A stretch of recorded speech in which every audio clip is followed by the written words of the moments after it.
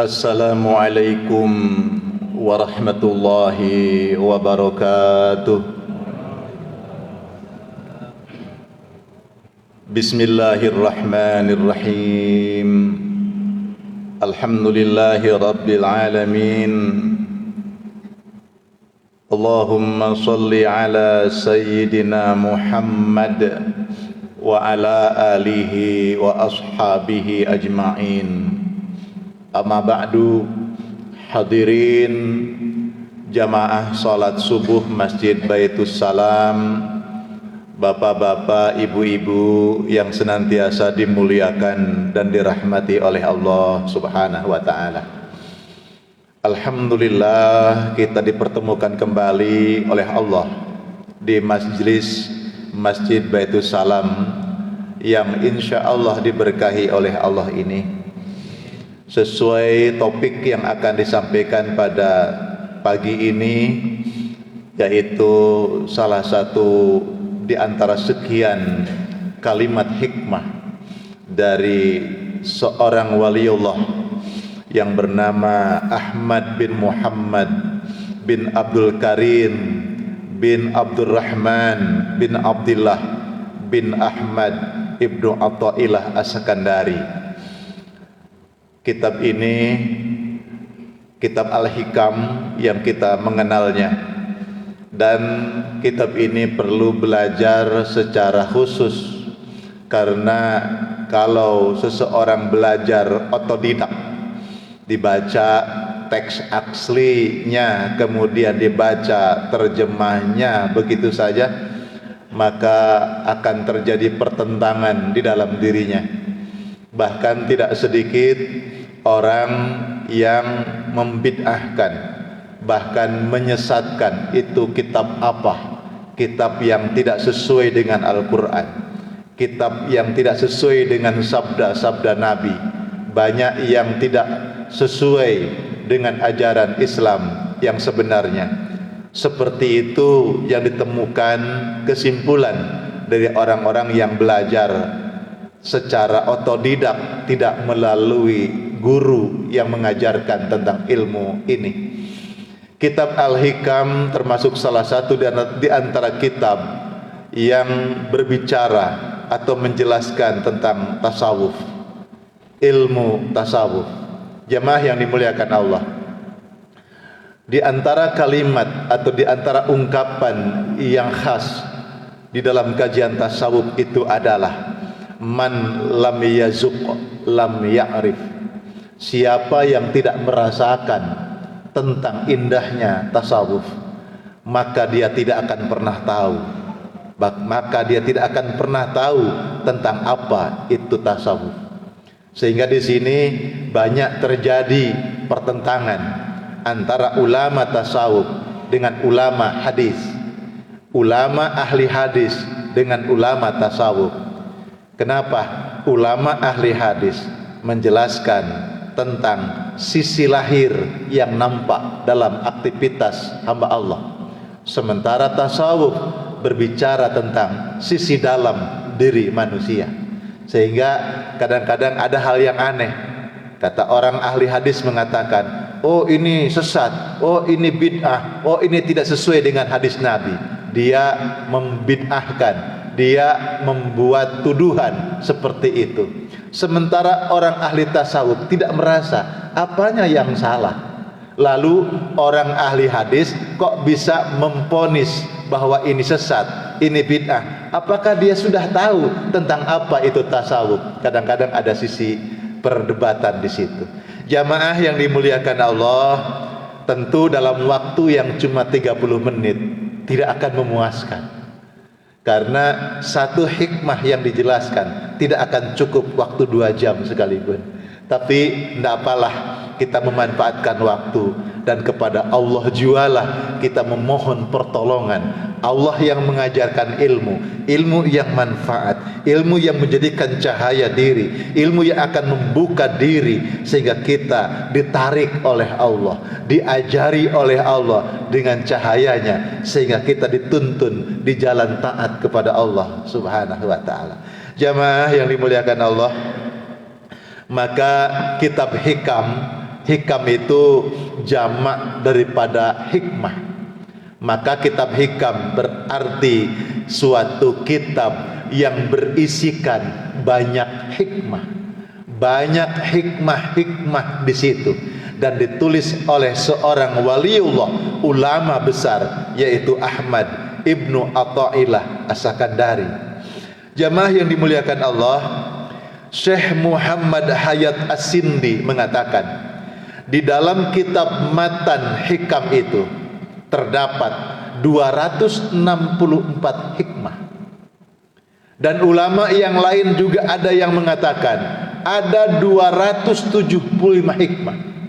Wajar berbeda pendapat seperti itu, sehingga pengembangan di dalam menafsirkan, pengembangan di dalam mensyarah, sama halnya dengan hitungan banyaknya ayat Al-Quran. Yang umum kita belajar dari SD dulu, ada sebanyak 6.666 ayat Al-Quran. Sementara yang lain mengatakan tidak nyampe 6.666. Itu hanya untuk memudahkan ingatan saja. Jamaah yang dimuliakan Allah, kita akan langsung saja tancap gas, yaitu hikmatul ula. Hikmah yang pertama yang disampaikan oleh Ibnu Athaillah As-Sakandari, yaitu min alamatil i'timadi alal amali nuqsanur raja'i inda wujudiz zalali, yang artinya tanda di antara sebagian tanda seseorang yang bersandar kepada amal, sebagian di antara tanda seseorang bergantung kepada amal, berkurangnya berharap akan rahmat Allah ketika ada sebuah kesalahan atau dosa. Bingung kan? Opo, kalimat apa itu? Di antara sebagian tanda seseorang bergantung kepada amal, bersandar kepada amal, adalah berkurangnya berharap kepada rahmat Allah ketika dia melakukan sebuah kesalahan atau dosa. Jamaah sekalian yang dimuliakan Allah, ada seseorang yang ketika lupa wirid, seseorang ketika meninggalkan suatu amalan yang biasa dia melakukannya, lalu merasa getun. Ada enggak ya? Biasanya jam 1 jam sebelum subuh istighfar 5.000, sholawat 2.500, lalu kesiangan, tidak sempat wirid, tidak sempat zikir yang biasa dia kerjakan, lalu getun. Ya Allah, ya opo iki. Nah gitu. Nah, itu tanda seperti itu adalah tanda seseorang yang bergantung kepada amal.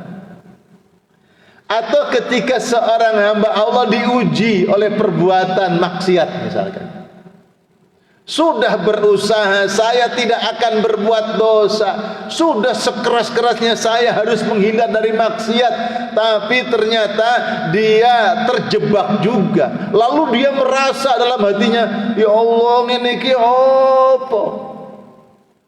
Merasa jauh dari rahmat Allah. Nah, berarti seperti itulah yang disebut dengan orang yang bersandar kepada amal. Seorang hamba Allah tidak boleh bersandar kepada amal. Dia harus bersandar kepada rahmat Allah. Seseorang yang kemudian merasa bangga, alhamdulillah minggu ini aku tidak telat, tidak pernah telat sholat berjamaah di masjid 5 waktu, saya terus menerus iso sholat. Setiap majlis Rabu yang dilaksanakan di Masjid Baitus Salam, saya tidak pernah ketinggalan. Saya selalu infak sedekah setiap hari, lalu bangga. Maka orang yang seperti itu orang yang bergantung kepada amal. Orang seperti ini akan kecewa suatu saat dia meninggalkan, tidak sempat, lalai terhadap amalan tadi, dia akan merasa hampa. Kenapa? Karena bergantungnya kepada amal. Maka seorang hamba Allah tidak boleh bergantung kepada amal. Yang kita bergantung, hendaklah kita bergantung kepada rahmat yang diberikan oleh Allah. Alhamdulillah, karena karunia, berkat karunia dan rahmat yang diberikan Allah, saya isok sholat berjamaah, saya menjadikan semangat untuk ngaji, saya dengan rahmat Allah itulah bisa weweh, bisa hati ini jembar, lapang, sekalipun hutang masih ada. Tapi kalau melihat orang susah, ingin bantu, itu rahmat dari Allah. Matur suwun ya Allah, berkat rahmatmu aku diizinkan untuk melakukan amal-amal soleh. Itu maksudnya itu. Nah, berbicara tentang amal, hadirin, apa sih amal itu? Beramallah, apa sih amal itu? Amal adalah harokatul jismi awil qalbi. Amal itu adalah geraknya tubuh, gerakan badan atau gerakan hati. Itu amal. Kalau badan ini bergerak, tubuh ini melakukan sebuah gerakan, atau hati melakukan sebuah gerakan, maka itu disebut dengan amal. Saya bergerak ini amal, ngomong ini amal. Hanya saja hadirin, amal itu intaharraka bima fihi sawab summiya ta'ah. Kalau gerakan tubuh, gerakan badan atau hati yang mendatangkan pahala, maka disebut dengan taat. Jadi kalau gerakan tubuh, badan atau hati kita itu mendatangkan pahala, mendatangkan kebaikan dari Allah, berarti kita sedang melakukan amal taat. Apa yang kita kerjakan? Kaki dipakai jalan ke masjid, gerak badan ke masjid. Mulut dipakai zikir, mulut dipakai ngomong sing apik. Ini mendatangkan pahala. Berarti apa yang kita perbuat, yang kita gerak dengan badan kita, dengan tubuh kita, bahkan dengan hati kita, berarti kita melakukan amal taat. Intaharraka bima fihil iqab summiyal ma'siyah. Kalau gerakan badan, gerakan tubuh atau gerak hati justru mendatangkan kemurkaan dari Allah, mendatangkan siksa, maka itu disebut dengan amal maksiat. Meneng-meneng lungguh lihat orang lewat, arek ganteng, arek wayu, cuma sayang gak cocok kelambine. Nah, itu ngomong dalam hati begitu. Apa manfaatnya? Itu tidak mendatangkan manfaat. Jangan-jangan itu jadi amal maksiat. Rasan dalam hati, ngerasani dalam hati, itu amal. Gerak hati itu amal. Tapi amalnya bukan amal yang mendatangkan pahala, tapi mendatangkan murka Allah. Maka diamnya kita ini bermaksiat. Masya Allah, kita ini hidup dalam kehidupan sosial, bermasyarakat, bertetangga. Itu mesti ono se cocok, ono se nggak cocok toh. Tapi yang menentukan seseorang punya amal itu bukan masalah orang itu cocok atau tidak cocok, tapi diri kita sendiri yang mampu memanage sehingga setiap momen apapun menjadikan pahala. Bisa. Oh, ngaji gini ini bisa mendatangkan maksiat loh. Ustaz ngomong apa? Ngomong gitu loh. Itu tadi maksiat. Orang itu jengkel no hati, terus balik jengkel, ya sama podo eleke. Itu amal maksiat itu. Tapi sekalipun orang itu menjengkelkan kita, ngomong yang gak enak kepada kita, lalu hati kita berkata, astagfirullahaladzim, alhamdulillah, ya Allah, mudah-mudahan Engkau mengampuni kesalahan saya, kekurangan saya. Moga-moga Engkau pun memaafkan dia, mengampuni dia, memberikan hidayah kepada saya dan kepada dia, ya Allah. Itu jadi amal taat loh. Momentumnya bisa menjadi maksiat, tapi kita bisa memanage karena kita belajar ngaji kepada Allah Subhanahu wa taala, bahwa sesuatu amal bila mendatangkan pahala, mendatangkan kebaikan dari Allah, maka amalan itu menjadi amalan taat. Nah, jamaah yang dimuliakan Allah, pada momentum yang singkat ini kita akan berbicara satu hal, yaitu tentang amal taat saja. Tidak akan berbicara tentang amal maksiat, amal taat saja. Amal taat itu ada 3. Yang pertama, ada yang disebut dengan amal syariat. Amal syariat. Yang kedua, ada yang disebut dengan amal tarikat. Yang ketiga, ada yang disebut dengan amal hakikat. Jadi ojo diterusno sing papat amal maksiat. Maneh. Ada 3. Amal taat itu ada 3. Amal syariat, amal tarikat, amal hakikat. 3 ini adalah taat. Amal syariat, untuk apa sih gunanya amal syariat? Dikengken ngaji, dikengken sholat, dikengken beramal. Amal syariat itu fungsinya adalah liislahil jawarih. Liislahil jawarih artinya amal syariat itu berfungsi untuk memperbagus anggota tubuh kita, untuk memperbaiki anggota badan kita. Bagaimana supaya mata kita bagus, bagaimana supaya tangan kaki kita bagus, bagaimana supaya badan kita bagus. Nah, itu urusannya amal syariat.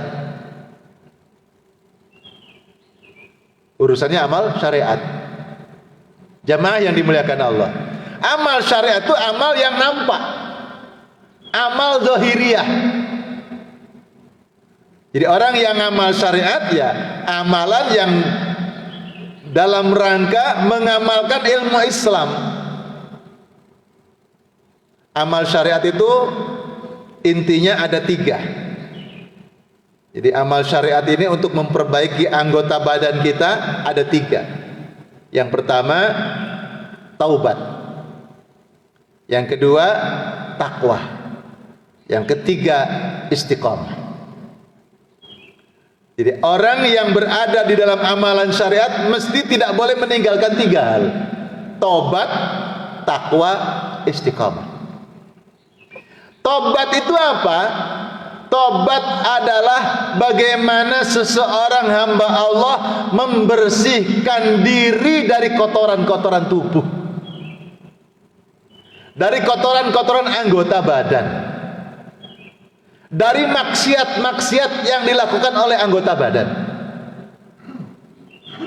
Tangan ini suka nempeleng orang, suka jahil, ngambil-ngambil milik orang lain, nyolong. Mulut ini sering kalau bicara nyakitin orang, suka miso, suka bohong. Kemudian kaki ini melangkah, suka melangkah dengan sombong. Maka taubat, membersihkan diri dari kotoran-kotoran yang diperbuat oleh anggota tubuh. Sehingga orang yang bertobat, bagaimana kenyataannya? Dulu kalau bicara sembrono, sekarang mulai tertata rapi, tidak lagi gampang ngebohong, tidak lagi kalau bicara asal nyeplos, sehingga menjaga bagaimana perkataannya menjadi bijaksana, sesuatu yang bermanfaat, digunakan untuk zikir, digunakan untuk hal yang baik. Bagaimana tangannya dia dijadikan tangan yang bisa melakukan kesalehan, itu taubat. Bertaubat membersihkan dari kotoran-kotoran badan, maka mandi, dimandikan ini tubuh ini sampai bersih. Nah, kalau kita bilang taubat, urusannya bukan hanya kemudian mata kita melihat orang-orang yang berbuat maksiat, orang-orang yang di meja judi, para pencuri, orang-orang yang tadinya kufur, kemudian dia harus bertobat menjadi mukmin. Bukan hanya itu, tapi kita pun semuanya mesti kita banyak-banyak bertaubat, membersihkan dari kotoran-kotoran. Maka mandi, usai mandi bersih, berpakaian. Berpakaian ini namanya takwa. Takwa itu berarti menunaikan, menjalankan apa yang diperintahkan oleh Allah dan berupaya bagaimana meninggalkan yang dilarang oleh Allah. Itu takwa. Jadi memakai pakaian, tidak membuka aurat, tidak melakukan perbuatan maksiat lagi. Berpakaian. Maka setelah berpakaian, setelah dia masuk dalam ketakwaan, maka dia menjaga untuk tidak kembali lagi. Namanya istiqamah. Jadi istiqamah, ketika sehat dia beribadah, ketika sakit dia tetap beribadah. Ketika ada uang dia bisa berinfak sedekah, sekalipun ketika ada hutang dia masih tetap bisa infak ibadah. Ketika waktu luang dia bisa berzikir, di waktu sedang sibuk pun dia tetap bisa berjaga zikirnya. Itu istiqamah. Istiqamah. Jamaah yang dimuliakan Allah Subhanahu wa taala. Maka orang yang menjalani amal taat tingkatan syariat ini, maka dia bisa membuktikan di dalam kesehariannya istiqomah di dalam kebaikan. Jadi yang darinya suka minum-minum arak, minum-minum mabuk, sekarang udah berhenti, alhamdulillah. Istiqomah. Dulu suka mencuri, sekarang udah berhenti, udah tobat. Terus dijaga menjadi orang baik, istiqomah. Kemudian amal taat yang kedua yaitu amal tarikat. Kalau amal syariat tadi liislahil jawarih, untuk memperbaiki, membaguskan anggota badan supaya menjadi indah, karena dengan amalan-amalan ibadah tersebut jadi bersih dari kotoran-kotoran, dari dosa-dosa yang diperbuat oleh anggota tubuh. Kalau amalan tarekat liislahil qulub, untuk memperbaiki, membaguskan, membersihkan hati. Jadi kalau urusan untuk memperbaiki hati, bengkel hati, agar hatinya bersih, agar hatinya bening, maka itu namanya amal tarekat. Bagaimana supaya hati bersih? Maka amal tarekat ada 3. Sebenarnya banyak, tapi intinya ada 3. Yang pertama yaitu amal tarekat, mesti kita melakukan amal ibadah itu dengan ikhlas. Yang kedua sidik, jujur. Yang ketiga thama'ninah, tentrem dengan mengingat Allah. Yang pertama ikhlas. Nah, ikhlasnya boleh ikhlas secara syariat. Seorang hamba Allah rajin ibadah, seorang hamba Allah berinfak, bersedekah, seorang hamba Allah suka membantu orang. Ketika ditanya, kenapa kamu rajin ibadah seperti ini? Dia menjawab, saya beribadah karena mengharapkan pahala, karena mengharapkan surga dari Allah Subhanahu wa Ta'ala. Saya beribadah karena takut disiksa dari neraka. Maka ini termasuk amalan ikhlas, sisi syariat, supaya badannya, tubuhnya selamat, tidak merasa sakit di neraka. Maka jadi rajin ibadah supaya nyaman nanti dimasukkan ke surga. Dia ibadah karena itu boleh, ikhlas secara syariat. Kenapa? Yang diharap adalah hanya karena Allah Ta'ala, pahala dari surga dari Allah, takut neraka karena Allah, bukan karena manusia. Sudah ikhlas namanya. Jadi amalan yang dilakukan karena semata-mata karena Allah, bukan karena makhluk, itu namanya ikhlas. Sekalipun saya beribadah karena mengharap surga, itu boleh. Saya tidak melakukan maksiat karena takut disiksa di neraka, itu boleh. Karena semua masih bersandar ke Allah. Itu namanya ikhlas secara syariat. Jadi kita sholat ikhlas. Jadi ikhlas, sidik, jujur, toma'ninah. Ini amalan tarekat. Seseorang yang sudah ikhlas belum tentu bisa sidik, belum tentu bisa jujur. Belum tentu jujur maksudnya. Jadi orang yang ikhlas belum tentu jujur. Kalau belum bisa jujur, belum bisa mendapatkan toma'ninah, belum bisa mendapatkan ketentraman hati sebab ingat Allah. Kita ini sholat, Allahu Akbar, Allah Maha Besar, tapi hati kita tidak hadir. Allahu Akbarnya ikhlas, Allahu Akbar, tapi hati kita tidak hadir. Itu namanya tidak jujur. Bismillahirrahmanirrahim.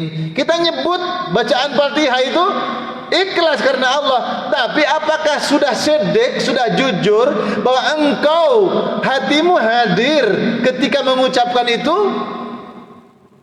Apalagi jujur sidik itu, apakah setelah engkau beribadah ikhlas karena Allah, apakah engkau mempunyai bukti dalam kehidupan sehari-hari bahwa apa yang engkau ucapkan dalam sholatmu engkau lakukan dalam kehidupan sehari-hari? Maka orang yang ikhlas belum tentu jujur. Kalau orang yang jujur, insya Allah dia ikhlas. Makanya orang yang bisa ikhlas, orang yang jujur kepada Allah, dia akan mendapatkan ketentraman batin, toma'ninah. Dia merasa tentrem dengan mengingat kepada Allah Subhanahu wa Ta'ala. Orang ini akan diberikan kebahagiaan, melakukan amal kebaikan ikhlas, dan dia jujur, sidik. Sidik itu juga jujur, sidik itu juga benar, membenarkan bahwa amalan itu dibenarkan Allah, benar sebab dia yakin kepada Allah. Maka orang seperti ini akan merasa tentram. Sekalipun perbuatan baiknya yang disebar di mana-mana, lalu orang mencela kebaikannya, lalu orang tidak menghargai kebaikannya, dia tidak akan surut mundur ke belakang. Dia tidak akan berot kemudian tidak beramal lagi, tidak. Dia tetap akan merasa puas sebab dia yakin Allah yang membalas setiap kebaikan saya, bukan makhluk. Jadi dia tidak kecewa, tidak akan merasa kecewa. Berbuat baik sebaik apapun, sudah dia karena Allah Ta'ala. Kenapa? Karena dia ikhlas, karena dia jujur. Makanya berapa banyak orang yang melakukan amal baik lalu kecewa, sebab dia bersandar kepada amal, bukan bersandar kepada Allah.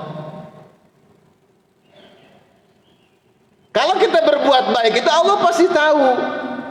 Maka orang yang memiliki tahapan tarekah, dia melakukan amal kebaikan apapun, dia akan mendapatkan tumakninah, ketentraman batin, sebab punya keyakinan ketika semua apapun dia merasa Allah. Jadi ingat kepada Allah, dengan amalan yang dia kerjakan, dia akan merasakan tentram batinnya. Hadirin yang dimuliakan Allah, lalu amal taat yang ketiga yaitu hakikat. Amal hakikat. Buat apa sih amal hakikat ini? Li islahil arwah. Li islahil arwah, untuk memperbaiki, untuk memperbagus, untuk makin bagusnya ruh kita. Ruh kita. Jadi amal taat itu untuk memperbaiki anggota badan, memperbaiki hati, membaguskan, membersihkan hati, dan membaguskan ruh kita. Itu amal taat, harus menyentuh itu semua. Ulama tasawuf mengatakan seseorang tidak akan bisa meloncat. Saya langsung aja ke amalan tarekat, langsung saja ke amalan hakikat. Tidak akan bisa seperti itu kalau amal-amal yang sebelumnya tidak mantap dulu. Seseorang kalau amal syariatnya belum sempurna, belum mantap, dia tidak akan mampu menembus amal tarekat. Dia tidak akan mampu menembus amal hakikat kalau amal tarekatnya belum mantap. Maka kita garap amal syariatnya dulu, tobat, takwa, istiqomah, tobat, takwa, istiqomah, terus kita garap, sambil kita kemudian melangkah amalan tarekatnya, mengikhlaskan, kemudian sidik, membenarkan dan jujur, lalu kita akan diberikan ketentraman batin. Seraya kita pun di situ tetap ada amalan hakikatnya. Apa amalan hakikat? Untuk memperbagus ruh kita. Dengan cara apa? Amalan hakikat ada tiga juga. Ada tiga. Yang pertama, muraqabah. Apa muraqabah? Muraqabah itu seorang hamba Allah yang apabila melakukan amal taat merasa dilihat oleh Allah, merasa diawasi oleh Allah. Bayangkan kalau kita sholat saja, Allahu Akbar, merasa dilihat oleh Allah, merasa diawasi oleh Allah. Kira-kira dampaknya apa? Kita akan memperbaiki bacaan kita, kita akan memperbaiki gerakan sholat kita, kita akan memperbaiki hati kita. Jadi makin bersih semuanya, anggota tubuhnya makin bagus, hatinya makin bagus. Kenapa? Ada muraqabah, merasa diperhatikan, dilihat, diawasi oleh Allah. Kita kan sering lupa itu. Kenapa kok ada orang berkata, Pak Ustadz, saya kalau sholat kok merasa terganggu dengan sebelah saya, kalau bacaannya tuh ngewes, sampai kedengaran saya terganggu. Terus saya kalau sholat kok lihat sebelah saya itu kok gerak-gerak gini-gini. Kenapa kok seperti itu? Karena dia sendiri kehilangan muraqabah, tidak merasa sedang diawasi, sedang dilihat oleh Allah. Malah dia ngawasi orang lain, malah dia lihat-lihat orang lain, tidak melihat dirinya. Kalau dirinya dilihat oleh Allah. Kalau upacara, komandan upacara ada inspeksi pasukan, itu tegap. Kalau bisa nggak bernapas, tahan napas. Kalau bisa nggak gerak sama sekali. Supaya apa? Dilihat bagus. Kita ibadah, kita amal soleh, kalau merasa dilihat oleh Allah, akan membaguskan amal karena Allah, bukan karena orang. Kita ini kan membaguskan amal kalau pas sholat berjamaah di masjid, membaguskan amal kalau berada di rumah mertua, membaguskan amal kalau dilihat oleh orang banyak, kan gitu. Bukan dilihat oleh Allah. Masjid ini kalau ada CCTV-nya, seorang masuk ke gedung, masuk ke masjid, masuk ke mall, mesti tengok-tengok ada CCTV enggak gitu kan? Sehingga dia ketika melakukan sesuatu hati-hati, jangan sampai kesorot CCTV, malu kan gitu. Malu ketika aibnya kesorot. Kita lupa Allah memiliki CCTV yang sangat besar, saudara-saudara. CCTV yang dipasang oleh manusia hanya yang diarahkan aja yang nampak, yang kesorot. Sampingnya, belakangnya tidak kesorot, apalagi sisi dalamnya. Sementara CCTV Gusti Allah nampak seluruhnya, luar dalamnya akan dibongkar, akan ditayang ulang itu filmnya. Maka seorang yang naik dalam tingkatan thariqah, ketika dia melakukan amal taat, merasa diawasi oleh Allah. Kalau kita merasa diawasi oleh Allah, kira-kira kita melakukan hal-hal yang memalukan enggak? Enggak.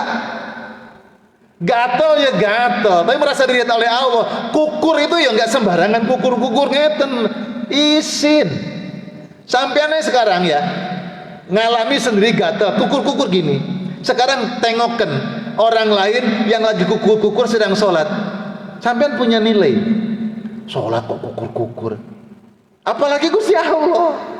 Ya kukur ya boleh, cuma caranya tetap ada adab, ada sopan santun, nggak langsung bebas garu-garu gitu. Itu yang pertama, muraqabah. Yang kedua, musyahadah. Seorang hamba Allah yang dalam melakukan amal taat merasa melihat Allah. Gak mungkin toh melihat Allah, gak mungkin. Tapi bagi orang yang sudah melatih diri dengan muraqabah, dia akan merasa melihat Allah. Yang setiap saat merasa, setiap melakukan amal apapun merasa dilihat oleh Allah, sehingga lama-lama dia akan merasa melihat Allah. Bapak Ibu punya ikan hias di rumah, punya burung yang indah di rumah, suaranya yang bagus, bisa mengucapkan salam, kalau ada tamu datang bisa menyapa, gimana kabar, gitu ya. Seneng toh, seneng. Punya bunga dipajang, seneng. Hati-hati, jangan sampai melalaikan dari Allah. Sebab orang yang ada pada tingkatan hakikat, ketika melihat bunga yang indah, ketika melihat suara burung yang indah, dia tidak menyandarkan rasa indah dan bangga kepada apa yang kita lihat dan kita dengar, tapi dia akan melihat betapa Allah yang maha indah menggerakkan burung ini berbunyi indah. Allah menjadikan indah apa yang kita lihat, dengan bunga-bunga bisa mekar yang indah. Dia akan melihat Allahnya, bukan apa yang dilihat oleh mata itu sendiri. Inilah tingkatan muraqabah dan tingkatan musyahadah. Wa'budillah ka'annaka tarah wa illam takun tarah fa innahu yaraka. Kurang 3 menit. Seseorang yang beribadah kepada Allah seolah-olah melihat Allah, tapi sulit sadarkan bahwa Allah yang terus melihat kita. Maka orang jadi baik amalnya. Kalau kita semua merasa dilihat Allah saja, tidak ada pencuri, tidak ada orang bohong, tidak ada orang kemudian ngibul, tidak ada orang melakukan perbuatan-perbuatan yang tidak baik. Kenapa? Dilihat Allah. Malu, bukan hanya malu, takut. Kemudian yang ketiga, maka orang yang muraqabah merasa diperhatikan Allah, maka lama terus dia akan berlatih dan akan dianugerahi musyahadah, merasa melihat Allah. Dan orang yang seperti ini berada pada tingkatan hakikat, berarti dia berada pada posisi ma'rifatullah. Dia mengenal Allah subhanahu wa ta'ala. Maka amalan taat kita ini mesti kita latih terus. Dari amalan syariat kita perbaiki, taubat kita, takwa kita, istiqomah kita. Lalu kita naik kepada amalan tarekat, merasa amalan itu ikhlas karena Allah. lalu jujur apa yang kita ikhlaskan itu, kita akan mendapatkan ketentraman, tumakninah. Lalu tingkatan hakikat musyahadah, muraqabah, merasa dilihat, diperhatikan oleh Allah, diawasi oleh Allah. Lalu musyahadah, akan merasa melihat Allah. Disitulah orang yang disebut dengan hamba Allah yang ma'rifatullah, mengenal Allah subhanahu wa ta'ala.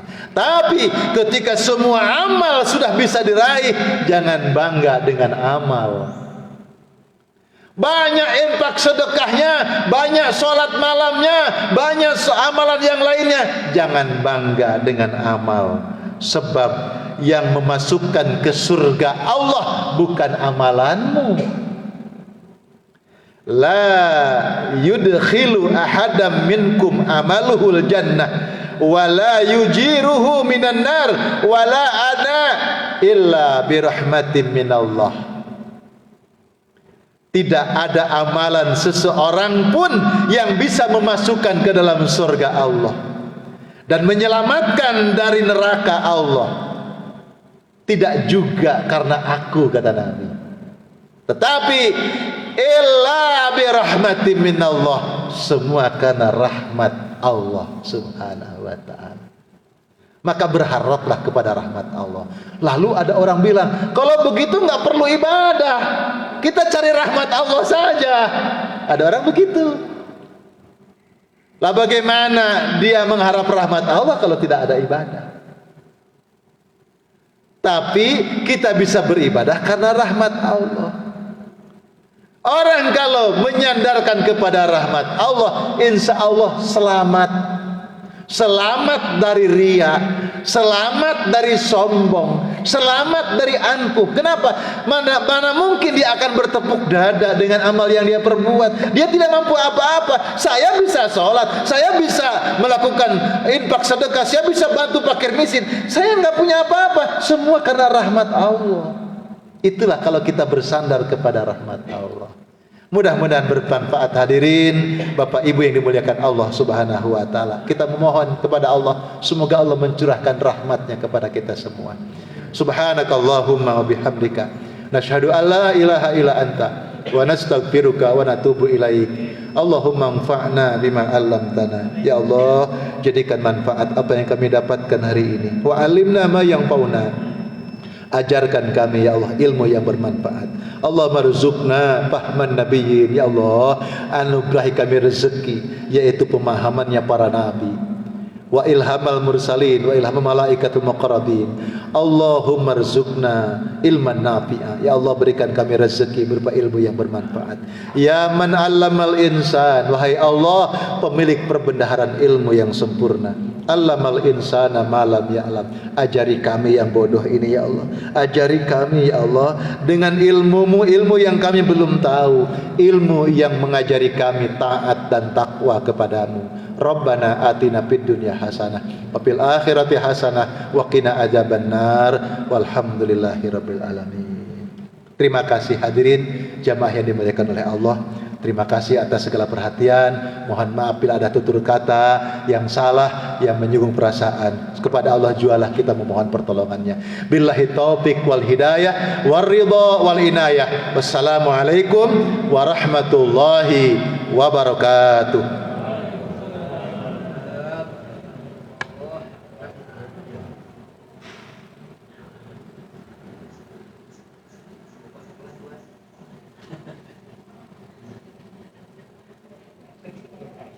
Pelan-pelan, nadanya pelan-pelan.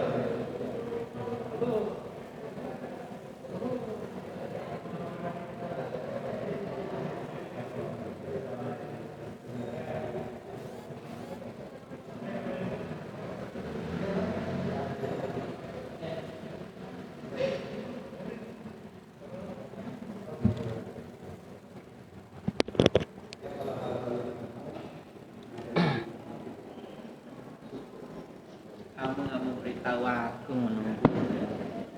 Udah undangannya di WA toh ya. Aku kan udah ya apa sih aku tak baca. Tak kira ini terbatasnya orang ini aja.